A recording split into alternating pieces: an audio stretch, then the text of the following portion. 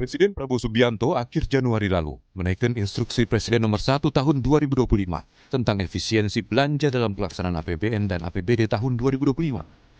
Dalam keputusan itu, Presiden Prabowo meminta jajaran pemerintah pusat dan daerah untuk menghemat anggaran hingga 306,7 triliun rupiah. Ini pun berdampak tak hanya di pusat di tengah banyaknya program kementerian, tapi juga di daerah.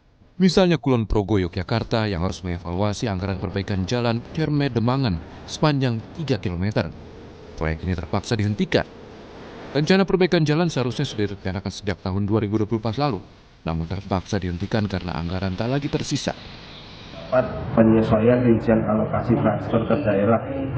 Nah, ini kita lihat rinciannya bahwa untuk dana DAK khususnya di Kabupaten Kulon Progo itu yang kita tadinya senilai 23M, kita terdapat pemotongan yaitu sebesar 23M juga. Jadi sehingga sisa dari DAK 2025 sebesar 0 rupiah.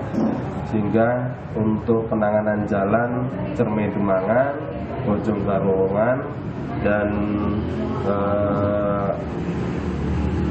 Sewu Galur tidak dapat ditangani semuanya. Berbeda dengan daerah, Kementerian BUMN mengaku tak masalah ada kebijakan pemotongan anggaran. Wakil Menteri BUMN Kartika Wirjoatmojo mengaku efisiensi anggaran tak berdampak signifikan pada operasional. Sistem koordinasi dan layanan di Kementerian BUMN sudah bersifat daring, sehingga pemotongan anggaran tidak mempengaruhi produktivitas internal. Kalau Kementerian BUMN kan kementerian kecil ya dalam konteks ini, jadi buat kita nggak ada masalah. Kita kan memang sedang dalam proses juga untuk melakukan otomasi ya, peningkatan produktivitas dengan sistem IT dan segalanya. Kalau teman-teman lihat kan sebagai contoh laporan keuangan BUMN sekarang kan yang konsolidasi kan sudah online ya, sudah bisa dibuat. Jadi memang kita sedang proses produktivitasnya kita tingkatkan dan efisiensi juga. Jadi buat kita nggak ada masalah. Sementara itu, efisiensi anggaran yang dilakukan pemerintah jangan sampai menciptakan instabilitas, terutama yang berkaitan dengan layanan dasar bagi warga. Yang harus diapresiasi bahwa kebijakan ini adalah sebuah evaluasi terhadap tata kelola pemerintahan yang berjalan selama ini. Artinya bahwa kalau misal Pak Prabowo menilai ada program-program, kalau meminjam istilahnya Pak Hashim Joyo Hadikusumo, itu menemukan sejumlah program yang konyol, kata beliau. Okay. Nah, artinya bahwa selama ini ada program-program seperti itu dan ternyata dibiarkan. Nah, ini perlu diapresiasi meskipun proses filternya harus betul-betul tepat sasaran, tepat guna, dan kemudian tidak menciptakan instabilitas terutama terkait dengan layanan dasar masyarakat. Sebelumnya, Presiden Prabowo Subianto kembali menegaskan alasan efisiensi anggaran untuk program makan bergizi gratis dan perbaikan sekolah. Anggaran yang dipangkas antara lain perjalanan dinas hingga perjalanan ke luar negeri pejabat. Tim Liputan Kompas TV.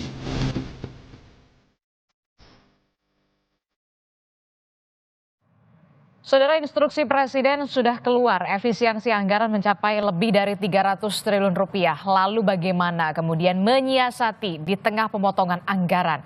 Program-program kementerian lembaga hingga Pemda bisa tetap maksimal. Kita akan ulas di pagi hari ini bersama dengan Wakil Ketua Umum Partai Golkar. Sudah ada Bung Ahmad Doli Kurnia melalui sambungan daring.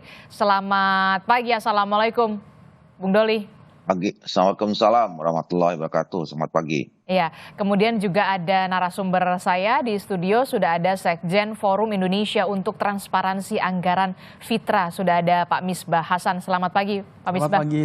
Ya, kemudian juga ada pengamat politik dari Universitas Padjadjaran, ada Mas Kunto Adiwibowo yang bergabung juga melalui sambungan daring. Mas Kunto, selamat pagi. Selamat pagi, Mbak Desi. Iya, nanti bergabung kemudian di studio ya, masih di perjalanan ya. Siap. Oke, saya ke Bung Doli dulu. Bung Doli, ini kan kalau kita lihat ya, Golkar sendiri punya kursi ada koreksi kalau saya salah, 8 untuk menteri dan juga wakil menteri begitu ya di Kabinet Merah Putih Pak Prabowo dan juga Mas Gibran Rakabuming Raka. Kemudian instruksi Presiden sudah jelas akan ada efisiensi anggaran 300 triliun rupiah. Nah, kalau dari Golkar sendiri dengan ada 8 menteri di sana begitu, agak kesulitan nggak sih untuk bergerak ketika ada penghematan atau efisiensi? Iya, saya kira memang ini harus dijalankan. Kenapa? Karena impresnya sudah keluar. ya, yang namanya instruksi presiden itu bagi kementerian, bagi menteri-menteri, ya namanya instruksi ya harus dilaksanakan karena mereka adalah para pembantu presiden gitu. Nah, apalagi yang kedua, efisiensi ini kan sebetulnya niatnya sangat baik ya. Apa yang saya katakan sangat baik itu? Yang pertama adalah memang hasil nanti penghematan ini yang 300 sekian triliun itu kan memang ditujukan untuk program-program yang pro rakyat ya. Tadi sebutkan misalnya ada dua, soal makan gizi gratis dan perbaikan sekolah. Ada lagi juga program-program misalnya seperti cek kesehatan gratis gitu. Semuanya program-program yang pro rakyat. Dan berkali-kali Pak Presiden mengatakan saya ini atau kita semua harus bekerja untuk rakyat. Jadi semuanya at the end diprioritaskan pada rakyat. Nah yang kedua adalah efisiensi ini kan bahasa sederhananya kan hemat, penghematan gitu. Nah jadi kalau untuk bekerja hemat untuk rakyat, saya kira kan ini sangat baik dan memang harus kita dukung. Nah hemat ini dua ya. Pertama saya melihatnya bahwa ya bisa jadi ini adalah konsolidasi ulang APBN kita ya, karena kan Pak Prabowo itu kan berada mulai pemerintahan ini itu bukan sama dengan pembahasan siklus anggaran. Jadi APBN ini kemarin kan sudah ditetapkan, kemudian berjalan baru beliau dilantik gitu. Nah, jadi ada program-program yang memang diprioritaskan yang yang membutuhkan dukungan dana besar. Yang kedua adalah saya melihat juga ini bisa jadi kita melihat ini adalah kebijakan untuk melakukan transformasi anggaran, termasuk tadi memperkuat tata kelola pemerintahan kita. Jadi kita juga sering dengar sebetulnya APBN kita ini ada yang bilang juga boros selama ini ya. Jadi kalau boros, saya kira kan memang harus dihilangkan keborosan-borosan ini. Oke, harus ya, dan buat birokrasi kita ya, ini juga saya kira sebagai ujian. Artinya kalau ditetapkan anggarannya dikurangi sekian gitu ya, hanya diproteskan pada program-program utama dan penting untuk rakyat. Nah mereka juga akhirnya dalam tanda petik dipaksa ya. Dengan anggaran sedikit dan kemudian program harus dilaksanakan, yang dibutuhkan ditingkatkan adalah produktivitas.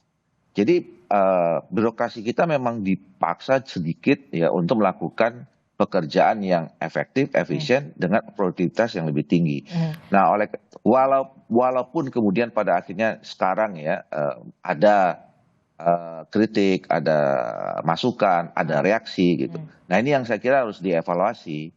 Jadi jangan sampai misalnya niatnya hemat, ternyata niatnya menghapuskan pemborosan, tetapi ternyata menyasar kepada program-program yang pada akhirnya berdampak kepada rakyat. Nah ini yang nanti kemudian harus dilihat, harus diperhatikan. Oke, pemborosan inilah yang kemudian harus betul-betul dihemat. Nah kalau kita lihat nih ya, Bung Doli, pos-pos menteri di Golkar ini kan ya ada SDM, ada Menteri Pemuda dan Olahraga, ada juga Menteri Agraria. Nah kita lihat deh di Kemenpora, bukannya harusnya justru ditambah ya, misalkan untuk kesejahteraan para atlet begitu ya. Kemudian tapi kontradiktif nih, di saat ingin berhemat tapi kita tahu baru-baru ini ada nambah pejabat seperti staf khusus. Anda tahulah, apakah ini bukannya berbanding terbalik dengan penghematan yang justru ingin diefisiensikan soal transparansi? Ya makanya pertama kalau soal menteri-menteri kami ya saya kira kita sudah berkomitmen ya bahwa kami memberikan kader-kader kami untuk membantu Pak Presiden itu harus loyal kepada Presiden dan kemudian seluruh pekerjaannya didedikasikan untuk kepentingan bangsa negara dan rakyat. Jadi kalau bicara tentang soal kepentingan rakyat, mau tidak mau, suka atau tidak suka, kita harus ikut. Apalagi ini instruksi Presiden. Bahwa kemudian memang pastilah ada dampaknya ya, artinya ada keterbatasan, karena memang ada pengurangan anggaran, ya itu harus disesuaikan. Ya disinilah dibutuhkan misalnya pada akhirnya inovasi, kreativitas daripada kementerian dan kelembagaan itu. Nah kalau soal yang tadi ya yang kedua soal, memang itu nanti saya kira pasti dengan adanya sekarang ini reaksi, kemudian ada dinamika yang muncul. Pak Presiden pasti memperhatikan itu. Apalagi kan kemarin 2 hari yang lalu pimpinan DPR kami sudah meminta kepada seluruh komisi untuk menghentikan sementara pembahasan anggaran ini. sampai ATA ya menunggu di pemerintahan sedang melakukan restrukturisasi anggaran lagi ya, karena melihat adanya respons dari berbagai pihak seperti itu. Nah, jadi artinya kita menangkap bahwa memang pemerintah, kemudian khususnya Pak Presiden juga memperhatikan, makanya kemudian nanti akan, saya kira pasti akan ada evaluasi dan penyesuaian lagi nih. Oke, akan ada evaluasi dan juga penyesuaian. Kalau dari segi politik, saya ke politik dulu nih, Mas Kunto. Mas Kunto, kalau dari segi politik begitu ya, Anda melihat dari partai-partai politik yang ada di pemerintahan Prabowo Gibran, adalah salah satunya adalah Golkar begitu ya. Ya udahlah, ada 8 menteri di sana. Apakah nanti akan bereaksi keras ataukah kemudian ya sudahlah ikut saja? Ya, saya pikir itu kan petinggi Golkarnya ada di sini. Tadi sudah memberikan pernyataan bahwa sangat penting untuk mengevaluasi apa yang sudah dilakukan sekarang. Bahkan pemerintah pun sekarang sedang melakukan restrukturisasi anggaran. Jadi menurut saya ketika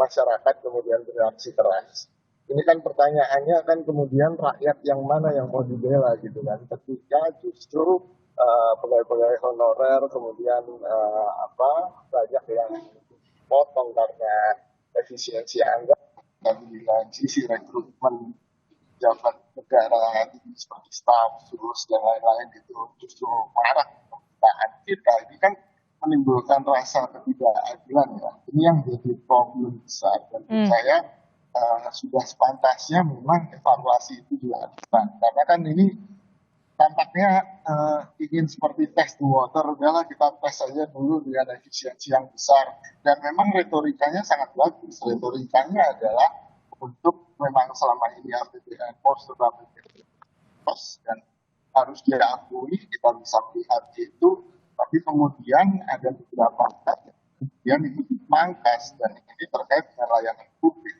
Seperti kemarin soal perpustakaan nasional yang hari Minggu tutup, lalu kemudian direvisi lagi, ternyata bisa buka. Ini kan menunjukkan bahwa perencanaannya tidak bagus gitu. Jika mengeluarkan policy yang sangat penting bagi kesejahteraan rakyat. Oke, baik.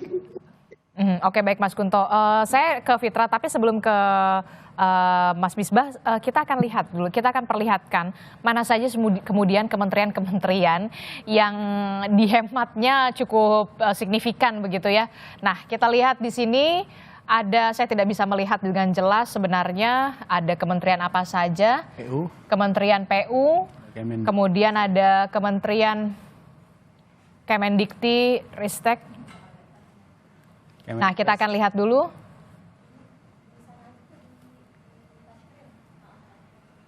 Ini Kementerian PU, kita lihat ya Mas Misbah, Kementerian PU ini pemotongannya 81,38 triliun, kemudian ada Kemendikti Saintek, kemudian ada Kementerian Kesehatan, Kemenhub, Kemenak, Kemenq, Kementan, Kemendikdasmen, Kementerian Imigrasi, Pemasyarakatan, Otorita IKN. Nah, Kementerian PU ini yang tampaknya harus diet lah dalam tanda kutip begitu ya.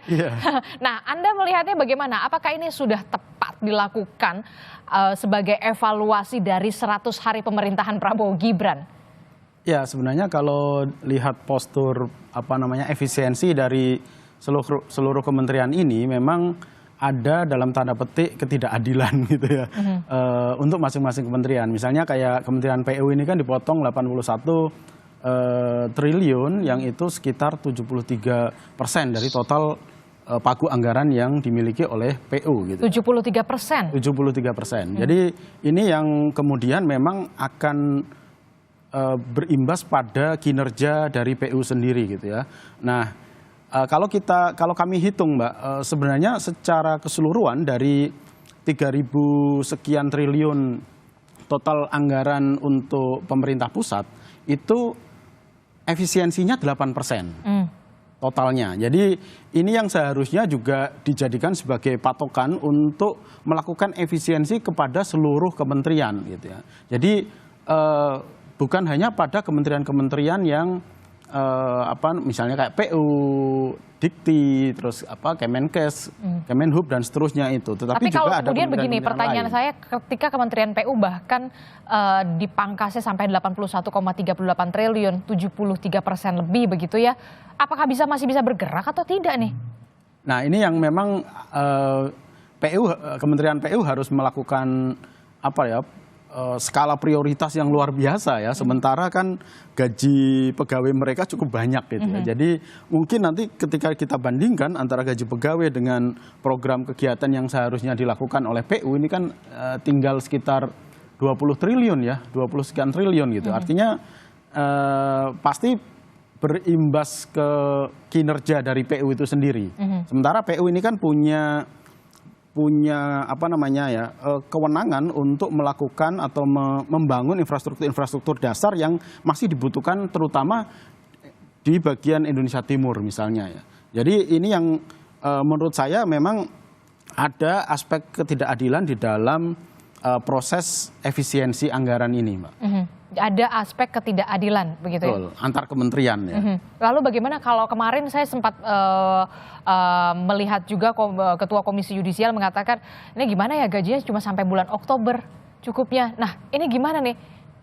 Nah saya rasa Kementerian Keuangan sudah komitmen ya bahwa yang dipotong itu bukan anggaran yang terkait dengan gaji, gitu ya. Jadi saya rasa untuk gaji ini relatif aman ya untuk seluruh kementerian. Justru yang dipotong itu kan memang aspek-aspek yang selama ini kita anggap administratif gitu ya. Ada ATK misalnya, perjalanan dinas, terus kemudian juga seminar-seminar gitu ya. Jadi itu sebenarnya yang sudah disisir ya oleh Kementerian Keuangan dan dijadikan sebagai bahan untuk efisiensi anggaran. Jadi bukan pada aspek gajinya. Jadi saya rasa untuk gaji tetap aman. Kalau gaji tetap aman, tapi kemudian memang ada beberapa aspek yang menurut Kementerian Keuangan ini memang ada pemborosan begitu ya? Betul. Salah satunya mungkin apakah Anda menyebut efisiensi ini belum menyentuh soal sektor lain seperti mobil dinas, belanja makan dan minum. Apakah itu artinya memang sebenarnya efisiensi ini belum tepat sasaran sepenuhnya? Ya, sebenarnya masih banyak item-item anggaran yang kalau itu disisir lebih dalam lagi, lebih jauh lagi masih banyak, Mbak. Kayak tadi disebutkan ya mobil dinas, terus rumah pejabat ya, renovasi rumah pejabat dan seterusnya. Itu kalau diefisiensikan saya rasa akan menambah pemasukan atau menambah besaran efisiensi yang itu bisa dialokasikan untuk program-program yang lebih bermanfaat kepada masyarakat. Nah, selama ini kan memang ini kan kayak membuka kotak Pandora ya, bahwa selama ini ketika masyarakat menuntut hak-haknya gitu ya, menuntut program-program yang itu berkaitan dengan mereka, kementerian menjawabnya, oh kami anggarannya terbatas gitu.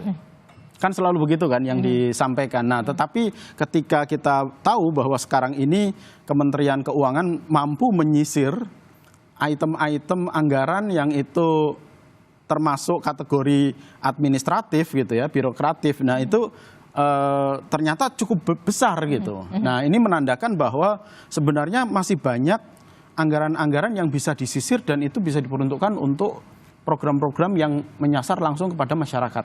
Oke, kalau tadi kita sudah membahas bagaimana kementerian-kementerian dalam arti kata dipangkas begitu dengan cukup besar. Salah satunya adalah Kementerian PU, Kemendikti, Saintek begitu. Nah, kita juga punya data ini kementerian-kementerian yang tidak terkena dari pemangkasan anggaran. Ya, kita lihat salah satunya ada Kementerian Pertahanan ternyata, Pak Misbah. Kementerian Pertahanan ini 166,26 triliun. Kemudian dari institusi Polri juga, Badan Gizi Nasional sudah pasti karena memang program prioritas adalah makan bergizi gratis. Kemudian ada Kejaksaan Agung, 24,38 triliun, Mahkamah Agung, kemudian ada dari BIN juga, DPR RI juga ternyata nggak kena toh ya pemangkasan ya, dan juga BPK. Nah, Anda ngelihat memang ada ketidakadilan, aspek ketidakadilan di sini atau ya, bagaimana? Saya rasa ini ada perlakuan yang berbeda gitu ya. Ada perlakuan yang berbeda antar kementerian ya. Tadi saya katakan bahwa kalau kita rata-rata untuk seluruh kementerian itu kan efisiensinya sekitar 8%. Nah, ini kalau kita estimasi saja bahwa kayak Kemenhan misalnya ya, itu kan tadi 106 sekian triliun. itu kan kalau diefisiensikan sekitar 8%, kita ngambil yang paling rendah ya, rata-rata paling rendah, itu ada sekitar 13,3 triliun yang bisa diefisiensikan. Kalau Polri misalnya itu sekitar 126,6 triliun, itu kalau diefisiensikan menggunakan rata-rata paling rendah 8% tadi itu 10 triliun. Jadi sebenarnya kalau ini diberlakukan kepada seluruh kementerian dan lembaga yang dalam tanda petik menggunakan aspek keadilan tadi, saya rasa masih banyak besaran efisiensi yang bisa ditarik gitu ya, yang bisa digunakan untuk program-program mendukung prioritas Pak Prabowo dan Gibran. Ya paling enggak semuanya kenalah 8% begitu. Betul, ya? Minimal 8%. Termasuk juga DPR RI ternyata Bung Doli ini adalah yang tidak terkena dampak dari pemangkasan anggaran nih Bung Doli. Bagaimana nanti kemudian DPR RI menyikapi soal ini, termasuk juga Anda juga bersuara soal bagaimana tenaga honorer yang dipangkas, kemudian Anda menyebutkan ini bisa menimbulkan masalah baru. Tapi jangan dijawab dulu Bung Doli, kita akan jeda dulu, usai jeda kami kembali di Sapa Indonesia Pagi.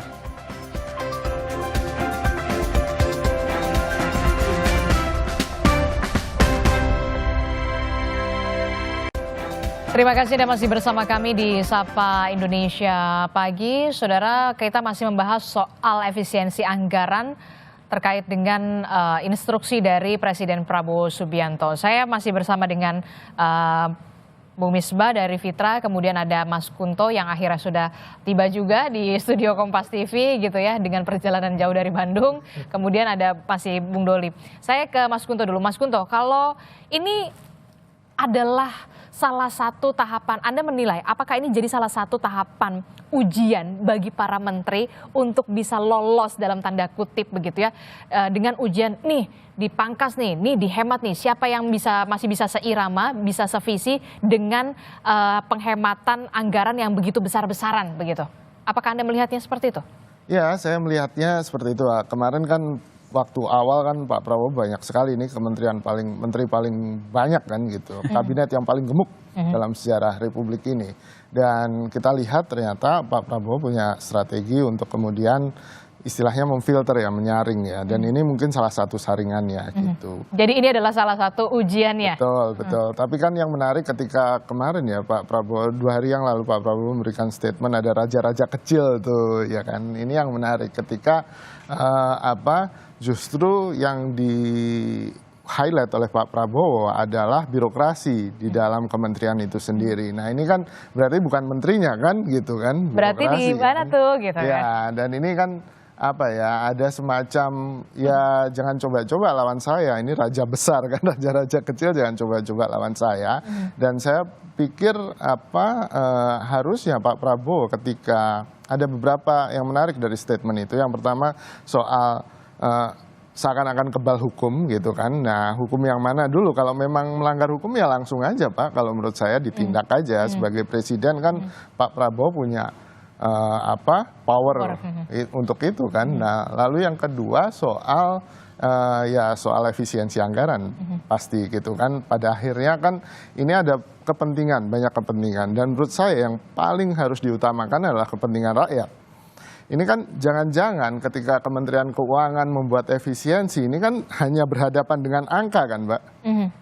Tidak ada wajah manusia di situ gitu. Dan kadang-kadang ada bias orang menjadi tidak empati ketika berhadapan dengan angka. Padahal yang dihadapi oleh kebijakan publik adalah manusia gitu kan. Dan ini kan nggak bisa ditawar. Misalnya, oh ya kita lebih mementingkan anak-anak daripada orang tua, kan nggak gitu kan. Ini kan ada wajah-wajah, ada manusia yang tidak hanya angka statistik yang kemudian harus diperhatikan. Dan menurut saya tarikan kepentingannya harus ke situ. Gitu.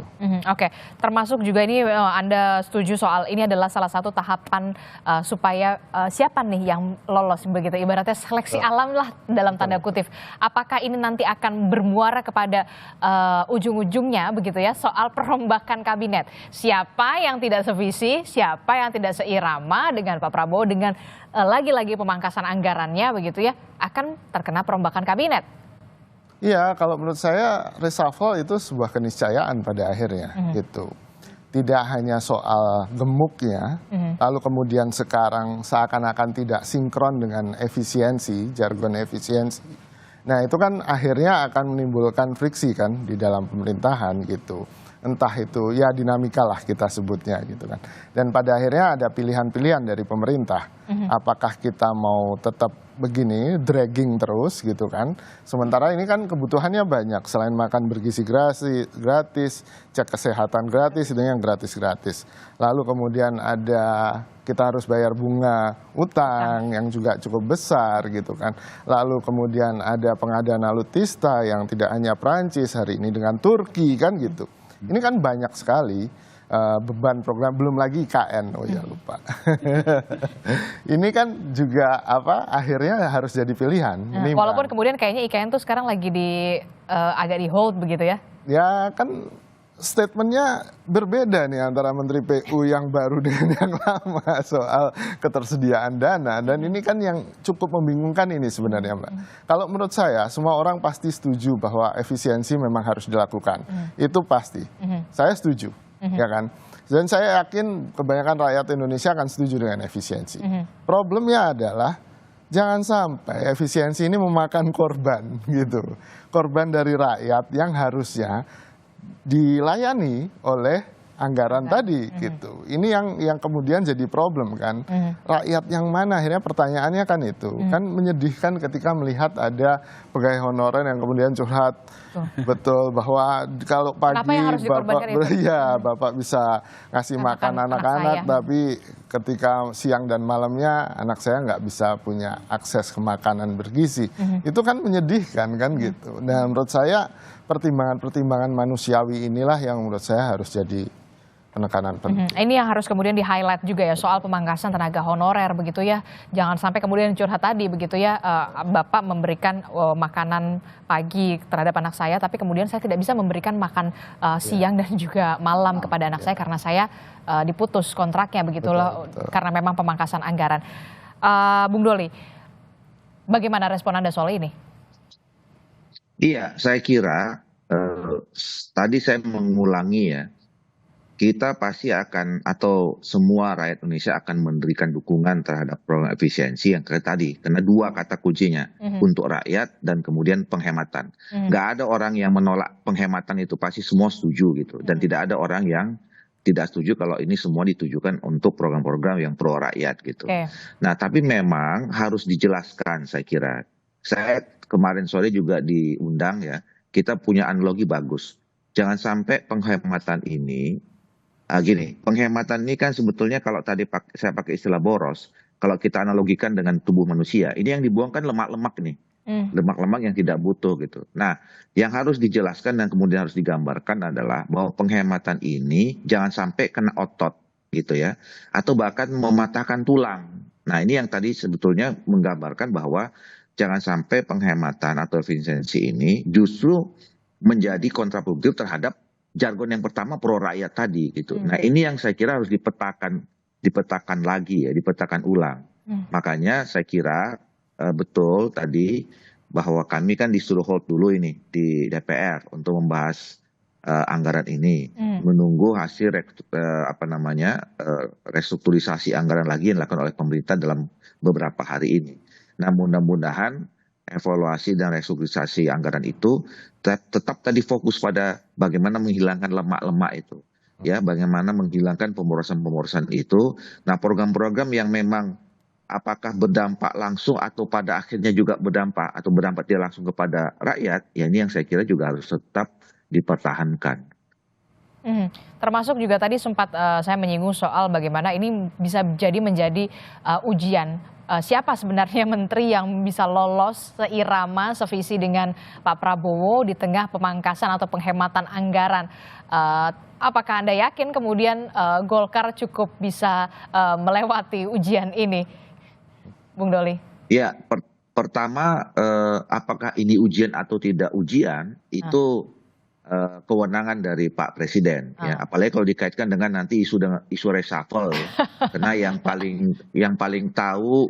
Ya karena pasti akan ujung-ujungnya ke sana kan evaluasinya kan? Iya makanya kalau reshuffle itu kan tidak ada diskusi lagi, semua itu mengatakan hak prerogatif Presiden. Jadi perlu atau tidak, kapan mau dilakukan, siapa saja yang diganti dan siapa saja yang dinilai, variabel apa saja yang dinilai, itu yang paling tahu ada Pak Prabowo. Apakah variabel soal pemangkasan anggaran ini itu menjadi salah satu bagian dari ujian menteri-menteri, itu yang paling tahu Pak Prabowo. Dan saya kira semua menteri harus siap menghadapi ujian apa saja yang diberikan oleh Pak Prabowo sebagai atasannya, kan kira-kira begitu.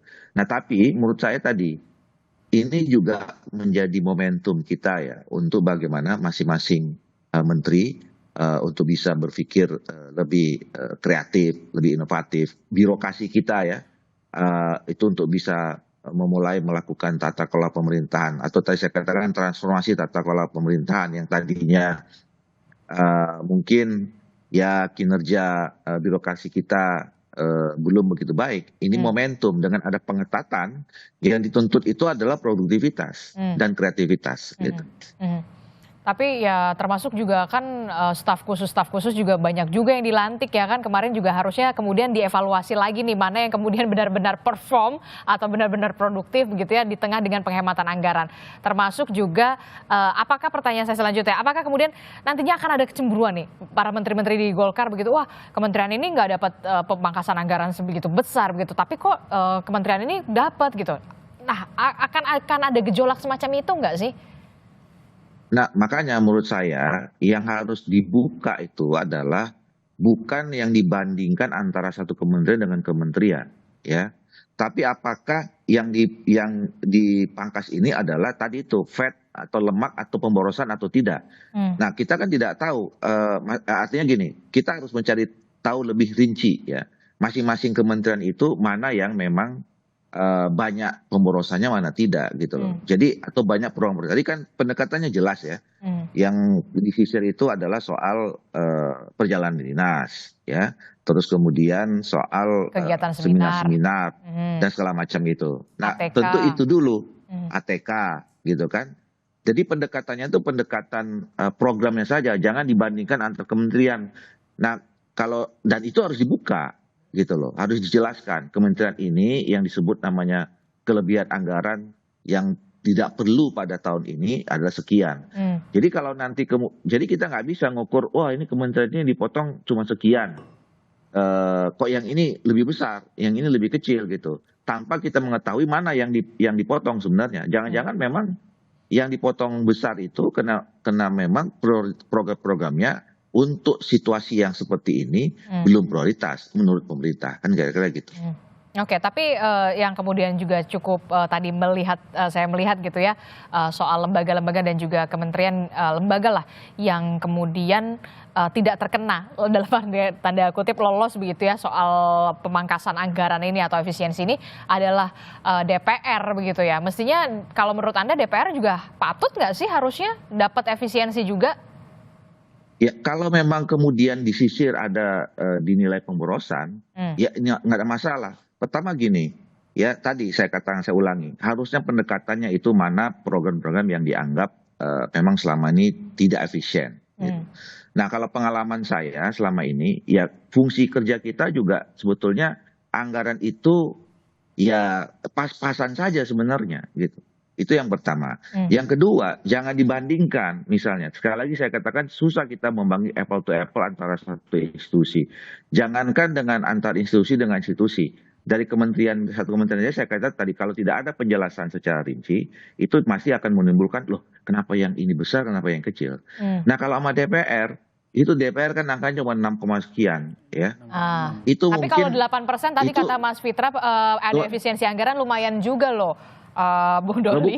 Bukan, bentar dulu. Kalau dibandingkan dengan berapa kementerian sih itu? Ya kan, kalau mau dibandingkan misalnya antara DPR dengan paling cuma 2-3 kementerian itu udah sama anggarannya gitu. Ya. Jadi makanya dilihat saja ya kalau misalnya mau dievaluasi, mau direview lagi apakah setiap institusi ini itu memang betul-betul anggaran ini bisa untuk pekerjaan yang betul-betul urgent pada periode ini gitu misalnya. Nah kalau pengalaman saya ya Dan kami juga selama ini juga sudah melakukan itu, kunjungan-kunjungan ke daerah udah mulai di stop gitu ya. Apalagi keluar negeri, Apa jangan namanya, dulu gitu ya, 5 apalagi tahun. Kecuali pakai apalagi duit keluar pribadi loh negeri. ya, Bung Doli. Sudah di Apalagi iya, betul, apalagi keluar negeri gitu. Nah, jadi sebetulnya kita pun juga sudah menunjukkan apa namanya bentuk dukungan ya kepada pemerintah yang memang melakukan efisiensi dengan kerja-kerja yang selama ini sudah kita lakukan. Jadi kerja-kerja yang dilakukan oleh DPR selama ini menurut saya ya dengan anggaran yang seperti itu ya tidak bisa boleh disimpulkan juga bahwa kami melakukan pemborosan dan segala macam seperti itu. Oke. Tapi kalaupun kemudian mau direview ya silakan saja. Oke, oke. Saya ke Mas Kunto. Mas Kunto, dari perspektif Anda sebagai dari dunia politik, apa yang kemudian terjadi paling tidak 2 atau 3 bulan ke depan ketika efisiensi anggaran ini benar-benar straight begitu ya dilakukan oleh masing-masing kementerian yang memang dalam tanda kutip begitu ya harus melewati fase ini dari segi politik. Golkar apakah akan tetap aman? Lalu bagaimana dengan Gerindra, kemudian Demokrat? Anda melihatnya bagaimana? Apakah akan ada benar-benar perombakan atau seperti apa? Walaupun memang kita tahu lagi-lagi reshuffle itu prerogatif presiden. Betul. Ya kalau 1-2 bulan lagi ada peristiwa penting politik kan Kongres PDIP. Ya oke. Dan itu juga, apakah ini ada hubungannya? ya pasti. Dalam politik kan semua variabel penting untuk dihitung, Mbak. Gitu. Tapi kalau terkait dengan efisiensi anggaran, menurut saya kan pada akhirnya kementerian-kementerian teknis yang akhirnya program-programnya tidak bisa berjalan, ini kan menimbulkan semacam ketidakpuasan di internal gitu. Dan ketika ketidakpuasan di internal ini kan kita udah melihat tuh salah satu presidennya kan kemarin waktu di Dikti Saintek dalam sejarah Republik ini berdiri, pegawai kementerian demo ke menterinya itu adalah baru pertama kali gitu kan. Dan ini presiden yang sangat mungkin akan terjadi di masa mendatang ketika efisiensi ini kemudian dirasa tidak adil, tidak masuk akal, dan kemudian merugikan gitu. Nah ini yang mitigasinya menurut saya harus bisa dilakukan dengan baik gitu kan. Dan salah satu mitigasi yang penting kan juga komunikasi gitu kan. Dan ini kan kita saya juga nggak mau bertaruh kementerian mana yang akhirnya akan meledak duluan kan. Saya nggak berharap itu gitu. Cuman kan ada potensi ke sana. Bayangkan orang yang sudah nyaman gitu kan selama ini terus tiba-tiba jegrek gitu dipotong dengan tiba-tiba tanpa ada penjelasan apapun, tentu itu akan menimbulkan emosi negatif yang sangat besar. Masalahnya katupnya ini mau dibuang kemana kan itu problem politik, Mbak, kalau menurut saya. Dan ketika tidak bisa dibuang kemana-mana ya akhirnya akan jadi meledak gitu. Nah ini yang menurut saya harus dipertimbangkan betul. Dan salah satu yang saya garis bawahi soal efisiensi ini kan tadi kita lihat bagaimana Kemenhan, Polri itu masih tinggi dan perspektifnya kan perspektif pertahanan keamanan ya. Dan menurut saya agak aneh ketika kita bilang ketahanan ya, saya nggak mau pertahanan, ketahanan. BMKG itu kan salah satu aspek ketahanan yang paling penting terhadap bencana. Betul. Dan kita ada di ring of fire dan efisiensinya menyebabkan alat deteksi tsunami dan gempa itu banyak yang kemudian tidak diaktifkan. Dan itu memang harus di-highlight juga ya soal itu ya. Karena lagi-lagi dampaknya kalau ada apa-apa rakyat yang kemudian. Kita yang jadi tumbalnya kan. Gitu kan. Ini yang menurut saya jadi nggak prudence gitu ya, karena efisiensi ini menjadi tidak prudence, tidak bijaksana ketika kemudian oke lah memang tsunami dan gempa kita nggak bisa prediksi gitu kan, tapi kan jangan sampai ketika itu terjadi kita mengulang Aceh 2004 kan gitu, itu kan kita tidak ingin itu terjadi. Tapi kalau itu kemudian di-cut kan seakan-akan menunjukkan bahwa oke, pemerintahan sekarang ternyata nggak peduli soal itu, soal ketahanan. Mereka lebih peduli soal pertahanan gitu daripada ketahanan dalam artian entah itu terhadap bencana, entah itu terhadap pangan. Pertanian kan juga yang di-slash banyak kan gitu. Ini yang juga menurut saya menjadi tanda tanya besar. Betul. Jadi komitmen-komitmen di awal, jargon-jargon di awal kenapa sekarang akhirnya begini, dan belum ada penjelasan sama sekali atau rasionalisasi sama sekali tentang efisiensi ini kecuali untuk program-program yang untuk rakyat gitu. Karena pertanyaannya akan kembali, rakyat yang mana gitu. Itu sih Mbak kalau menurut saya. Termasuk juga Anda melihat soal peluang PDI Perjuangan setelah adanya soal efisiensi anggaran ini, oh jangan-jangan nanti akan ada kans untuk masuk nih gitu kan. Ya sengaja, bukan rahasia lagi ketika pejabat-pejabat tinggi di kementerian yang birokrasi juga punya afiliasi ke partai-partai politik gitu kan untuk mengamankan posisi mereka. Dan ini kan menarik ketika dilihat dinamika politiknya nanti bagaimana. Mereka kan pasti akan melihat mana partai yang setuju dengan efisiensi yang tutup mata ini atau mana yang lebih kritis terhadap efisiensi ini, dan ini kan membuka peluang mereka untuk juga berpolitik di dalam dan akhirnya akan berpengaruh pada konstelasi politik yang lebih besar di negara ini. Akan ada pengaruh konstelasi politik dalam beberapa bulan after Kongres PDI Perjuangan. Ya mungkin puasa kan gejolaknya harga dan segala macam itu kan lebih urusan kepala daerah yang baru dilantik kan nanti gitu. Bempernya mereka kan gitu. Tapi kan setelah Lebaran mungkin kembali ke normal, pembicaraannya akan kembali ke normal. Termasuk juga yang kemudian perlu di-highlight dari efisiensi anggaran ini kan cukup kontradiktif ya ketika pemerintah ingin mengefisiensi anggaran, tapi kita tahu kementerian juga banyak, badan-badan yang kemudian baru saja baru dibentuk di pemerintahan Prabowo Gibran begitu ya. Anda melihat memang sebenarnya ada badan-badan yang atau yang tidak perform, yang tidak sebenarnya nggak penting-penting amat ini gitu, atau staf-staf khusus atau segala macam yang sebenarnya bisa di take off saja soal demi lagi-lagi efisiensi anggaran ini. Ya sebenarnya tadi ya saya sepakat dengan Bang Doli ya bahwa ini kan kementerian kemudian ditantang untuk melakukan transformasi, transformasi kinerja, transformasi tata kelola gitu ya.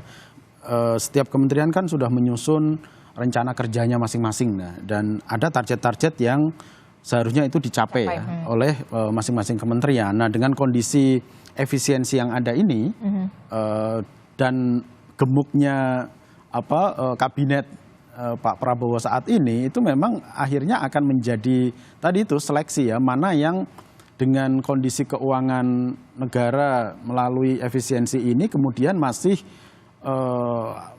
melakukan atau masih bisa mencapai target-target yang sudah dirumuskan di awal. Jadi saya rasa ini memang menjadi peluang, mungkin tidak dalam 100 hari ini gitu ya, tetapi ini menjadi peluang gambaran bagi Pak Prabowo dan Gibran sendiri untuk melihat seperti apa sih kinerja dari masing-masing kementerian. Dan saya rasa melalui 100 hari ini, terus apakah dia mampu melakukan transformasi kinerja, transformasi tata kelola di kementeriannya, saya rasa ini menjadi peluang ya tadi untuk peluang reshuffle pertama. Yang kedua adalah melihat efektivitas kelembagaan kementerian dan kelembagaan yang ada di Indonesia saat ini gitu. Jadi saya rasa ini harus match ya besarnya jumlah kementerian dan lembaga di masa Pak Prabowo ini dengan kemampuan keuangan negara yang ada saat ini. Memang tadi disepakati bahwa ya efisiensi semua orang akan sepakat gitu ya, karena alternatifnya menaikkan pendapatan negara atau utang, yang dua-duanya juga beresiko bagi masyarakat gitu ya. Kalau kenaikan PPN katakanlah pajak itu akan langsung dirasakan secara langsung. Dan itu memang masyarakat. Sudah di awal kan PPN 12% yang akhirnya ya, tidak tereksekusi kan. Alternatif kedua efisiensi enggak utang misalnya. Utang ini dampaknya kepada masyarakat memang tidak secara langsung, tapi dia punya dampak jangka menengah dan jangka panjang gitu ya. Makanya alternatif efisiensi ini menjadi jalan tengah gitu ya, yang saya rasa cukup bagus dilakukan oleh Pak Prabowo gitu, melalui Kementerian Keuangan. Lalu bagaimana dengan badan-badan yang sebaiknya ya udah, menurut Anda gimana nih kalau soal badan-badan itu?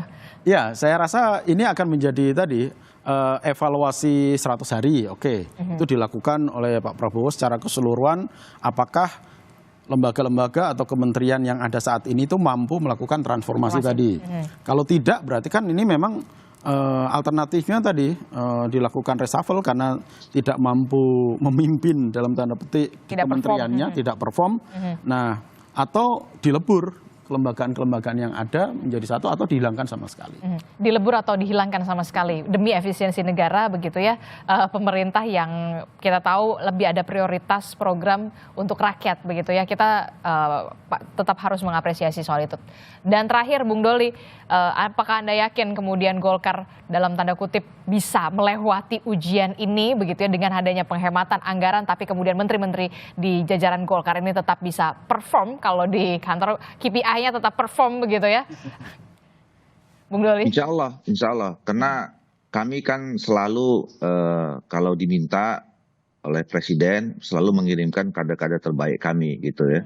Kader-kader terbaik itu adalah kader-kader yang memang sudah punya pengalaman teruji di tempatnya masing-masing, terutama juga kalau dalam partai politik kami ya mereka orang-orang yang selama ini cukup bekerja baik kami nilai di partai gitu. Jadi dengan situasi apapun saya yakin kader-kader kami di kabinet itu bisa menyesuaikan dan kemudian tetap menunjukkan menjaga kinerja yang baik.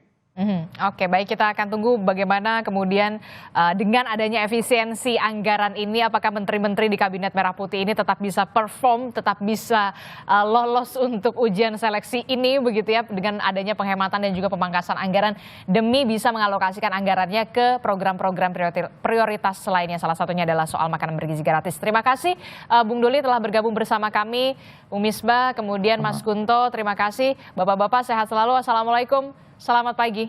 Waalaikumsalam warahmatullahi wabarakatuh.